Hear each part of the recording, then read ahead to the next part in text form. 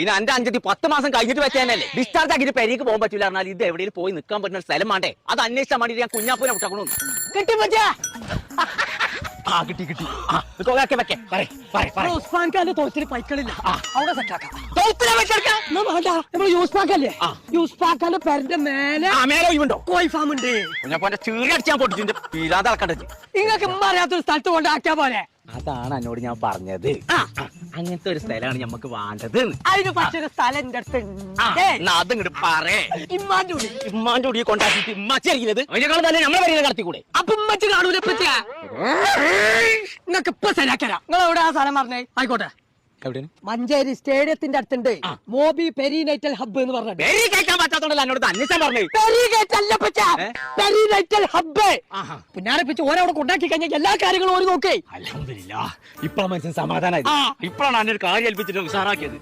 ഞാൻ പേടിച്ചെന്റെ ആ സ്ഥലം കിട്ടിക്കണു. എന്റെ കുഞ്ഞാപ്പാണ് എല്ലാം ശരിയാക്കി തന്നത്. കുഞ്ഞാപ്പോ ആരെനിക്ക് ഈ സ്ഥലം പറഞ്ഞത്?